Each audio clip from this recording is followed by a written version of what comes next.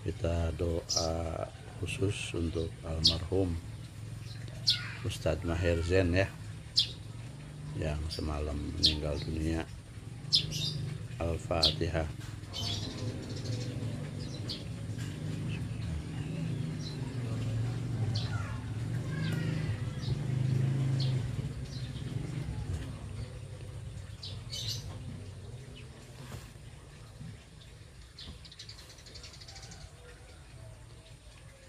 Bismillahirrahmanirrahim. Qul huwallahu ahad. Allah. Bismillahirrahmanirrahim. Qul huwallahu ahad. Allah. Bismillahirrahmanirrahim. Qul huwallahu ahad. La ilaha illallah wallahu akbar. Bismillahirrahmanirrahim. Qul a'udzu birabbil falaq min syarri ma khalaq wa min syarri ghasiqin wa min syarri naffatsati fil 'uqad. Bismillahirrahmanirrahim. Qul a'udzu birabbil falaq min syarri ma khalaq. Bismillahirrahmanirrahim. Qul a'udzu birabbil falaq min syarri ma khalaq wa min syarri. La ilaha illallah wallahu akbar. Qul a'udzu birabbin nas malikin nas ilahin nas min syarri waswasil alladzi yuwaswisu fi sudurin nas minal jinnati wan nas. Bismillahirrahmanirrahim. Qul a'udzu birabbin nas malikin nas ilahin nas min syarri waswasil alladzi yuwaswisu. Bismillahirrahmanirrahim. Qul a'udzu birabbin nas malikin nas ilahin min syarri waswasil khannas alladzi yuwaswisu fi sudurin nas. Wa ilahukum ilahu wahidun la ilaha illa huwar rahmanir rahim. Allahu la ilaha illa huwa la ta'khudhuhu sinatun wa la nawm lahu ma fis samawati wa ma fil ardi man dzal ladzi yashfa'u 'indahu ya'lamu ma baina aydihim wa ma khalfahum wa la yuhituna bi syai'in min ilmihi wasi'a kursiyyuhu samawati wal ardi wa la ya'uduhu ma huwa Amanar rasulu bima unzila ilaihi min rabbih kullun amana billahi wa malaikatihi wa kutubihi wa rusulihi la nufarriqu baina ahadin min rusulihi wa qalu sami'na wa ata'na naka rabbana wa ilaikal masir. La yukallifullahu nafsan illa wus'aha laha ma kasabat wa 'alaiha ma kasabat. Rabbana la tu'akhidna in nasina aw akhtana. Rabbana wa la tahmil 'alaina isran kama hamaltahu 'alal ladzina.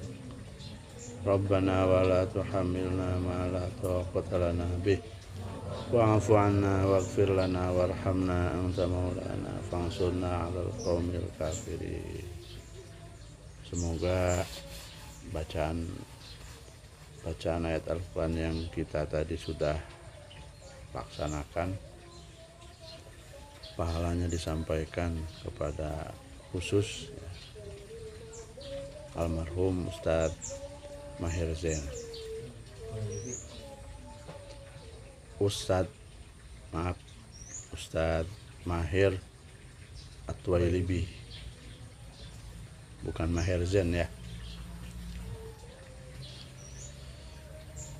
Pagi ini saya akan sampaikan sekilas tentang Islam Nusantara.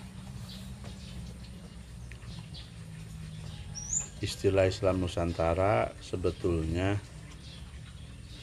sudah cukup lama menggema di tanah air, terutama setelah Muktamar NU Jombang tahun 2015. Banyak orang yang keliru paham terhadap istilah Islam Nusantara. Sebab kelirunya bisa karena memang dia tidak mau tahu atau tidak mempelajari apa itu Islam Nusantara, atau sebab kelirunya karena memang didasari oleh rasa hasad. Belum apa-apa, karena istilah Islam Nusantara ini muncul dari kalangan Nahdliyin, dianggapnya sudah sesat, sudah keliru. Istilah Islam Nusantara ini sebetulnya adalah ibarah ya, untuk Islam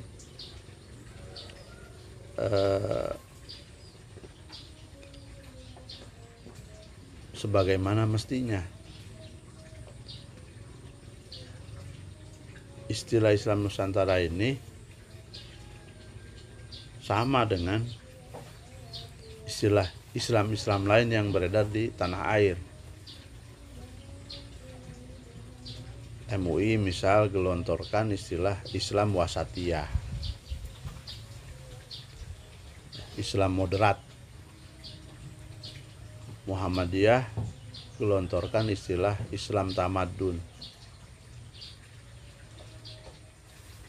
Banyak orang mengatakan istilah Islam rahmatan lil alamin. Nah, Islam Nusantara dari sisi istilah sama seperti istilah-istilah yang lain. Tidak ada yang khusus, tidak ada yang spesial dari Islam Nusantara. Islam Nusantara bukan mazhab baru, Islam Nusantara bukan aliran baru dalam berislam. Islam Nusantara adalah Islam dengan ajaran ahli sunnah wal jamaah yang mengakomodir, yang menerima adat istiadat, hal-hal yang bersifat lokalitas di Nusantara yang tidak bertentangan dengan ajaran Islam. Jadi bukan ajaran baru, bukan aliran baru, bukan mazhab baru. Islam yang menerima tradisi-tradisi, adat istiadat, budaya di Nusantara yang tidak bertentangan dengan ajaran Islam. Dalam hal ini ajaran Islam ahli sunnah wal jamaah. Nah, istilah Islam Nusantara ini sebetulnya mengacu pada perjuangan Wali Songo dalam mengislamkan warga tanah air, warga NKRI yang waktu itu istilahnya belum NKRI, warga Nusantara.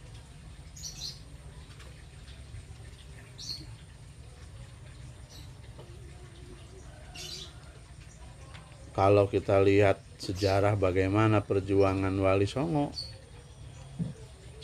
yang luar biasa itu, ya bagaimana tidak luar biasa, hanya dalam jangka waktu tidak mencapai 1 abad,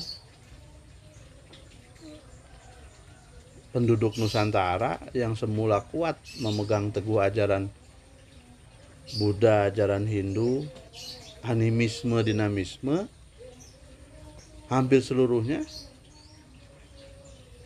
masuk agama Islam. Nah, di antara kunci mengapa itu bisa terjadi adalah karena Wali Songo mengakomodir budaya-budaya, tradisi-tradisi, adat istiadat warga Nusantara yang tidak bertentangan dengan ajaran Islam. Contoh, sampai saat ini di kalangan kita, ya kita ini tentu bukan untuk semua umat Islam. Di kalangan kita ada tradisi untuk orang hamil selamatan, mulai dari 4 bulan sampai 7 bulan. Kalau mulanya selamatan untuk orang hamil itu hanya 7 bulan, 7 bulan.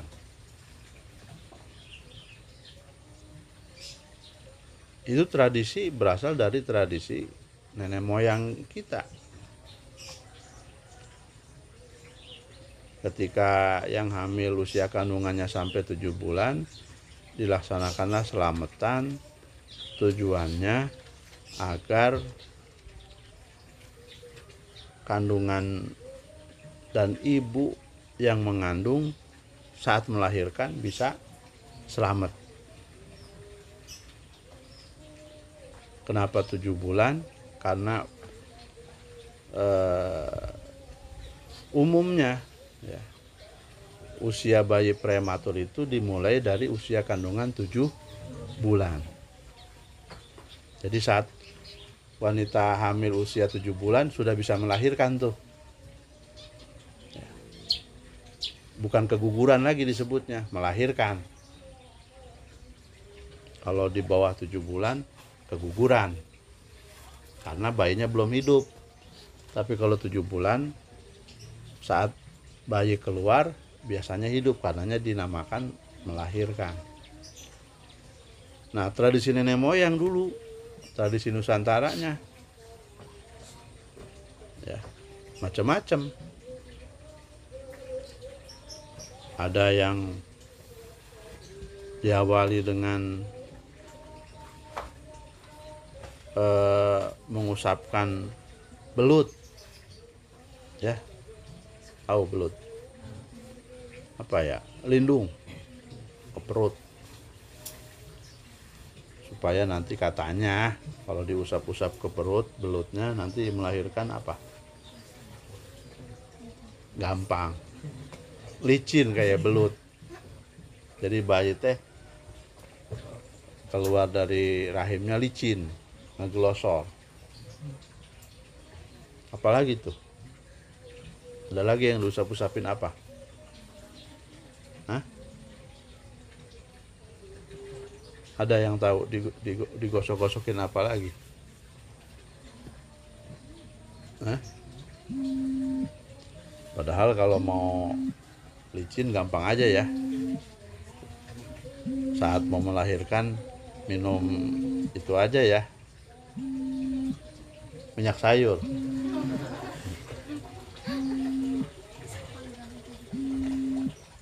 Itu diantara contoh tradisi Nusantara. Oleh para wali dahulu, tradisi 7 bulanannya yang mulanya dilakukan dengan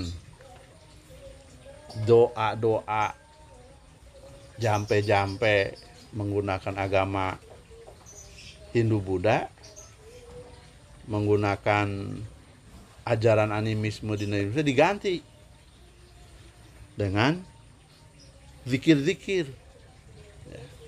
Diganti baca-baca Quran, ya, tahlil.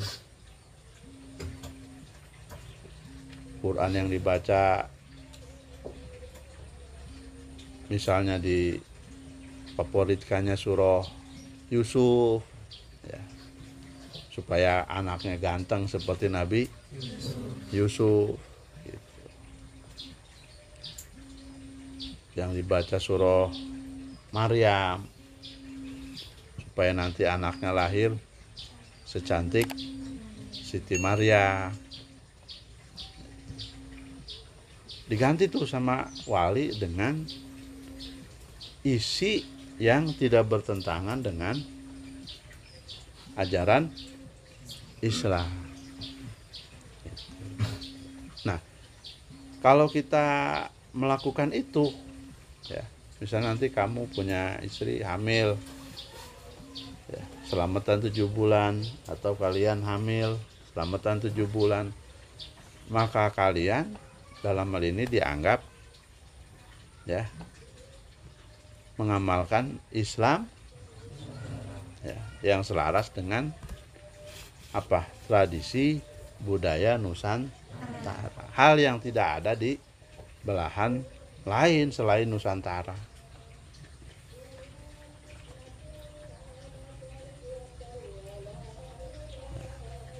Dan selamatan-selamatan itu ternyata kalau kita runut sejarahnya bukan cuma terkait dengan kelahiran. Dulu nenek moyang kita kalau mau menanam padi kah, huma kah, ada kan selamatan. Atau saat panen juga ada kan selamatan. Dari situ muncul kemudian istilah sedekah bumi. Ya, sedekah bumi. Bukan mau ngasih makan sama bumi.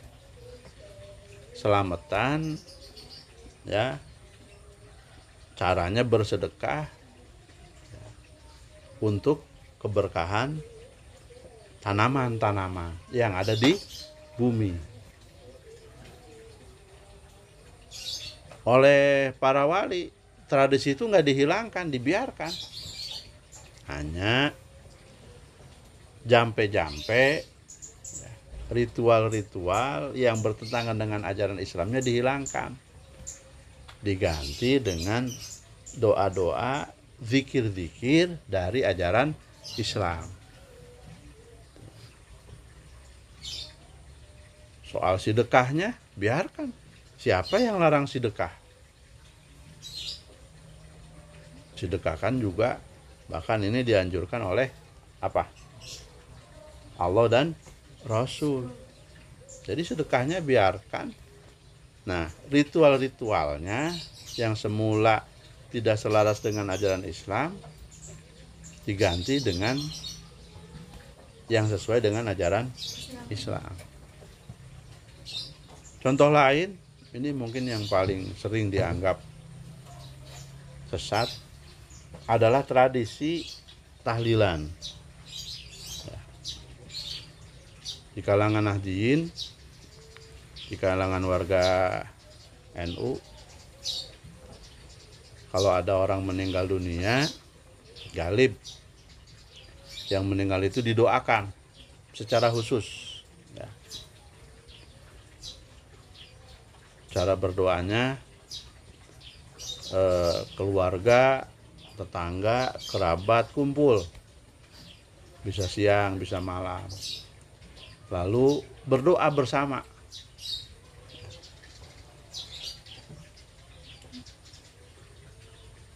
Isi doanya bacaan Al-Quran, ya, bacaan tahlil, tahmid, tasbih, istighfar dan lain-lain. Yang doa-doa itu ditujukan untuk orang yang meninggal. Tradisi itu kita sebut tahlilan. Nah, tradisi tahlilan mengadopsi dari tradisi nenek moyang kita warga Nusantara. Dulu nenek moyang kita kalau ada orang yang meninggal mengadakan tradisi lek-lekan, melek-melekan, bahasa Jawanya lek-lekan, nginep kumpul di rumah orang yang berduka. Judulnya memberi hiburan, memberi kesenangan agar dukanya hilang. Karenanya kumpul-kumpulnya itu murni diisi dengan kegiatan-kegiatan yang bersifat hiburan. Pada main apa namanya, kalau sekarang mungkin gaple, remi ya. Di keluarga orang yang meninggal. Nah, ritual itu dilakukan dari malam 1 sampai malam 7 oleh para wali. Ya, tradisi melek-melekannya nggak dilarang. Tradisi kumpul di tempat orang yang meninggalnya nggak dilarang, hanya diganti. Ya. Yang mulanya pada mabok, ya, main judi, diganti dengan tahlilan. Itu. Melek-melekannya diganti dengan pembacaan ayat Al-Quran. Sampai sekarang di sebagian daerah masih ada itu yang ketika meninggal setelah selesai tahlilan dilanjutkan dengan pembacaan Al-Quran di tempat atau di rumah orang yang meninggal sampai pagi itu, bahkan kemudian berkembang sampai 24 jam selama seminggu. Nah, ini contoh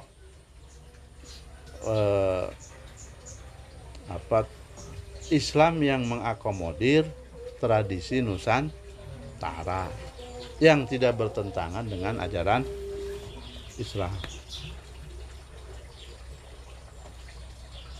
Ini pada pakai kain. Kain itu tradisi siapa? Tradisi Nusantara. Dulu tradisi pakai kain ini bagian dari tradisi nenek moyang kita.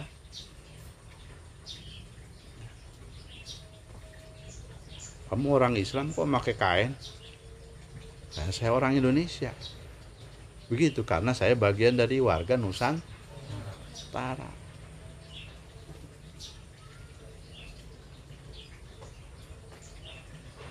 Kebayang nggak dulu kalau para wali saat datang ke tanah air, warga Nusantara saat itu, ya, yang perempuannya pakai kemben, iya kan? Pakai kemben tuh yang kain sepotong sampai dada doang, ke atasnya nggak ada penutup, belum ada kutang, apalagi bra. Utang aja belum ada waktu itu. Lalu para wali bilang, Masya Allah, Anda ini ahli neraka, Anda tidak menutup aurat. Kira-kira mau nggak masuk Islam? Enggak. Para wali pelan-pelan, ya, tradisi pakai kainnya dibiarkan, diganti, ditambahin. Atasnya pakai apa? Baju. Karena biasanya perempuan-perempuan itu atasnya nggak pakai baju, maka dilatih bajunya pakai baju burukat, baju yang bolong-bolong tuh. Sebab kalau langsung pakai baju sekarang, kayak yang bahan-bahan sekarang yang rapat-rapat, gerah mereka, nggak bakal mau. Orang biasa nggak pakai baju. Coba kalau walinya bilang begitu, ya, Anda tidak mengenakan pakaian Islami. Apalagi datang-datang kata wali, pakai jilbabnya yang besar ya, gitu. Jilbab syar'i. Lari mereka dari Islam. Kudung pun, jilbab pun diajarkan oleh para wali perlahan. Karena biasanya nggak pada pakai kudungan, dilatih tuh pakai apa? Kerudung. Kerudungnya yang nempel-nempel itu, bukan kayak jilbab sekarang ya, kerudung yang kayak semacam selendang. Itu bagian dari tradisi, ya, yang diperbaiki oleh para wali kita dulu, agar Islam bisa diterima.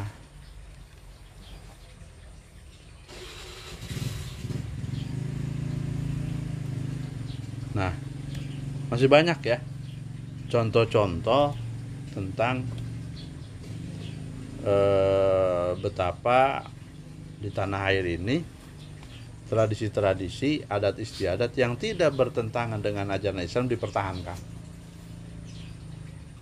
Dan ini yang membuat Islam diterima sedemikian cepat di tanah air.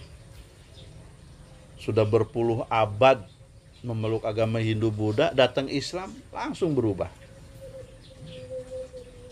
Gitu. Sama seperti halnya juga contoh lainnya, ngaji nih, kita nggak kayak kita ngaji nih, ngaji gitu. Wali Songo menerjemahkan Al-Quran, menerjemahkan kitab-kitab dari berbahasa Arab menggunakan bahasa Jawa. Yang bahasa Jawanya ini luar biasa.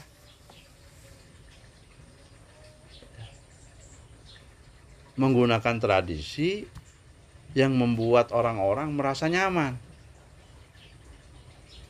Kalau dalam bahasa Jawa itu istilah ingsun kan dipakai. Nawaitu niat sopo ingsun al-kusla ing adus ingsun. Dalam pengajian, ingsun ini istilah yang sehari-hari dipakai. Sementara dalam tradisi, ingsun itu hanya boleh diucapkan oleh orang-orang besar pada waktu itu. Raja, keluarga punggawa, boleh pakai ingsun. Tapi di pengajian semua pakai ingsun. Nah, ini pula yang kemudian menarik rakyat jelata untuk apa? Mudah memeluk ajaran Islam. Alhasil, Islam Nusantara bukanlah istilah untuk Islam khusus, berbeda dengan ajaran Islam yang dibawa oleh baginda Nabi Muhammad SAW dari Allah Subhanahu wa Ta'ala. Islam Nusantara adalah istilah untuk ajaran Islam sebagaimana yang diajarkan oleh Allah dan Rasul, mengacu kepada Al-Quran dan hadis, ijma' qiyas, dan dasar-dasar syariah lain yang diakomodir oleh para ahli. Islam Nusantara bukan ajaran baru, bukan madhab baru. Hanya bedanya, kalau ini dianggap sebagai pembeda, saya sih tidak menganggap ini sebagai pembeda, tetapi sebagai ciri khusus, khosois, kekhususan-kekhususan. Islam, orang yang menisbahkan diri berislam, yang berislam, yang katanya Islamnya Nusantara itu, mereka mengakomodir tradisi-tradisi, budaya-budaya, adat istiadat warga Nusantara yang tidak bertentangan dengan ajaran Islam. Mudah-mudahan jelas. Sampai sini ada yang mau ditanyakan? Ya. Apakah agama Islam fleksibel itu sehingga bisa menerima beberapa adat istiadat di negara mana? Ya, pada prinsipnya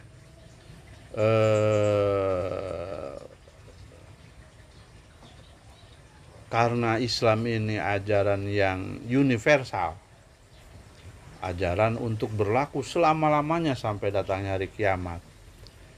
Ajaran Islam itu sholihun likulli zamanin wa makan, akan senantiasa layak, patut, bisa diamalkan dimanapun dan sampai kapanpun.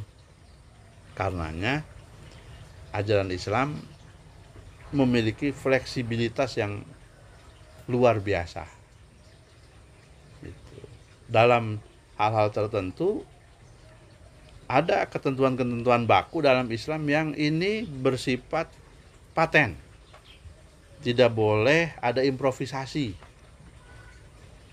Tidak boleh kita melakukan pembaharuan Misalnya ketentuan sholat, ya, sholat yang wajib berapa? Ini 5 ya, 5 waktu. Cara sholatnya harus mengikuti apa yang diajarkan oleh Rasulullah. Kalau orang Islam dimanapun ya cara sholatnya harus seperti itu. Bahasanya ya menggunakan bahasa Arab ya, untuk zikir-zikir dan bacaan-bacaan sholatnya. Maka dalam konteks ini seluruh umat Islam dimanapun akan melakukan hal yang sama. Tidak bisa ada orang mau masuk Islam tapi dia bilang saya sholatnya cukup 2 waktu, nggak mau 5 waktu, tidak bisa. Atau saya mau sholatnya menggunakan bahasa Indonesia, nggak bisa. Tapi ada juga dalam hal-hal lain Islam memberikan keleluasaan umatnya ya, untuk melakukan eksplorasi, menyelaraskan diri dengan di mana dia berada, menyelaraskan diri dengan zamannya. Contoh, Islam mewajibkan orang untuk menutup aurat, ya. Tapi Islam tidak batasi cara menutup auratnya harus menggunakan bahan pakaian A, tidak. Silahkan, bahan pakaiannya mau pakai yang apa? Mau yang tebal, yang tipis, silahkan. Bahkan ada makhluk lain yang dipakai pakaian ya. Ada kan orang pakai celana jin, ya enggak? Celana jin aja dipakai. Itu. Islam hanya tentukan batas-batas normatif. Berpakaian itu harus menutupi aurat, jadi nggak boleh kelihatan auratnya, harus menutupi lekak-lekak tubuh, nggak boleh bodinya tampak, tidak boleh transparan, ya, tidak boleh menyerupai lawan jenis, laki-laki pakai pakaian perempuan, perempuan pakai pakaian laki-laki. Nah, norma-norma ini yang ditetapkan oleh Islam. Soal modelnya sama seperti bahan, silahkan mau pakai yang apa. Ini modelnya ada beda-beda tuh. Ya. Ada yang ngakomodir pakaian Tionghoa, baju koko. Baju koko kan dari namanya aja koko, itu udah nama Tionghoa. Berasal dari etnis Tionghoa. Ada yang pakai baju kemeja, mengadopsi baju dari mana? Dari Barat.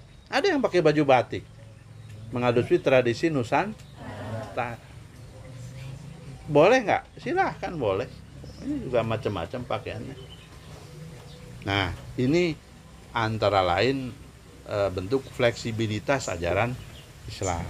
Jadi ada ketentuan-ketentuan Islam yang memiliki fleksibilitas, ya, yang karena inilah kemudian Islam bisa diterima dimanapun dan kapanpun. Masih ada?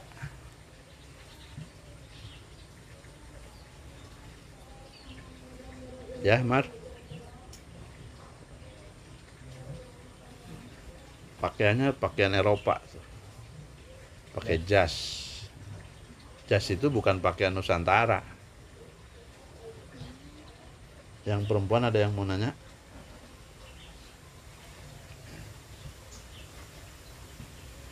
Paham ya? Islam Nusantara itu seperti apa ya? Jadi jangan ada yang gagal paham lagi. Moyok, mencela, menyalahkan Islam Nusantara. Karena Islam Nusantara ya Islam, ya, sebagaimana yang diajarkan oleh Allah dan Rasul. Kok pakai Nusantara? Nah, ini buat pembeda. Karena Islam kita menerima tradisi Nusantara. Loh, emangnya ada yang gak nerima? Ada. Kan ada yang gak nerima tradisi Nusantara. Tak ada. Bahkan tradisi manapun nggak diterima itu. Harus sesuai dengan tradisi Arab saja. Ada yang begitu. Nah, kita tidak demikian. Kita tidak demikian. Semoga ada manfaatnya. Ada yang mau nanya? Apa? Ya. Bagaimana membedakan antara agama sama budaya? Agama sama budaya. Kalau agama itu ya dasarnya adalah masdarut tasri. Ya. Al-Qur'an, hadis, ijma, qiyas dan lain-lain. Ya, yang dijelaskan oleh para usuliyun, para ahli usul fikih. Kita mengapa sholat? Oh, karena berdasarkan firman Allah, sabda Rasul. Kita mengapa berzakat? Berdasarkan. Nah, budaya. Kalau ditanya misalnya, mana firman Allahnya, sabda Rasulnya yang mengajarkan kita untuk melakukan tradisi 7 bulanan ya, atau bahkan sekarang muncul tradisi 4 bulanan, 4 bulanan pengembangan dari tradisi dari budaya 7 bulanan. Ada nggak tuh di dalam Al-Quran perintahnya kalau lagi hamil 7 bulan lakukanlah selamatan? Nggak ada. Itu sumbernya dari budaya, dari tradisi ya. Itu ya, kurang lebihnya seperti itu. Atau pakaian ya, pakaian menutup auratnya ini ajaran agama, tapi model busananya adalah budaya. Gaya busana orang Indonesia dengan gaya busana orang Afrika beda. Orang Indonesia nggak mau yang rame-rame. Kalau bajunya rame-rame dibilangnya norak, tapi kalau orang Afrika bajunya rame-rame. Itu budaya. Ya, gitu ya. Masih ada? Apa, Bibi? Ya? Bid'ah. Ya, bid'ah itu sesuatu yang bertentangan dengan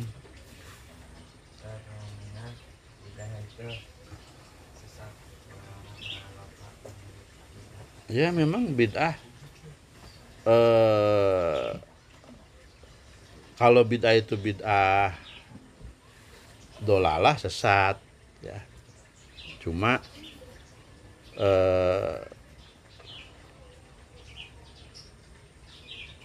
ternyata ya, tidak seluruh bid'ah itu sesat. Ada bid'ah yang diakomodir oleh syara. Contoh, jangan jauh-jauh.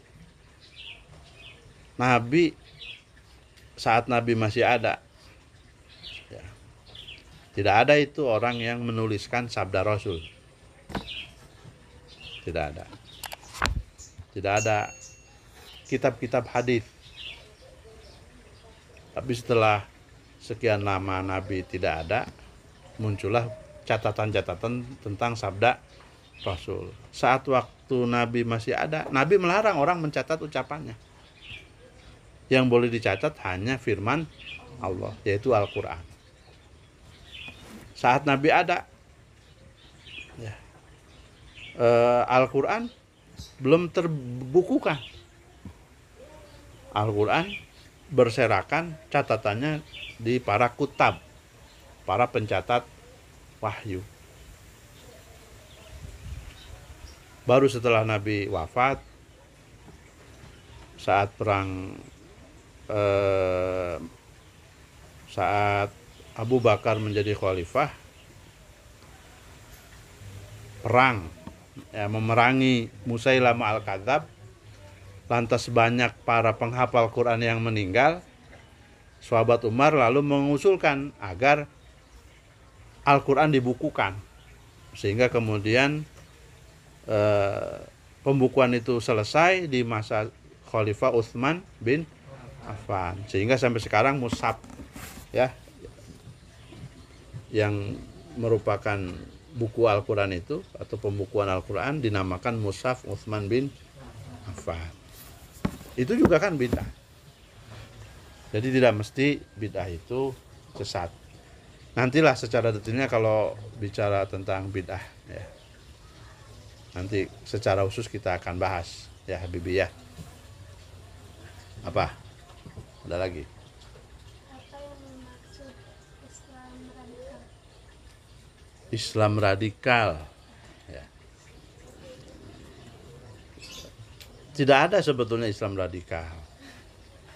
Tidak ada. Yang ada adalah orang memahami ajaran Islam secara kaku ya.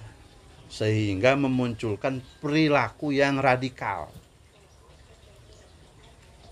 di mana perilaku radikal ini justru tidak sesuai dengan ajaran Islam. Islam tidak pernah mengajarkan radikalisme. Tidak ada sedikit pun ajaran Islam yang menuntun mengarahkan orang untuk berperilaku radikal. Ya. Nabi sendiri acap kali mengatakan bahwa Islam datang dengan membawa kedamaian, menebar kasih sayang. Al-Quran mengatakan bahwa Nabi diutus itu semata tujuan utamanya menebar kasih sayang. Wa ma arsalnaka illa rahmatan lil alamin. Nabinya bersabda, bu'itsu bil hanafiyati samhah.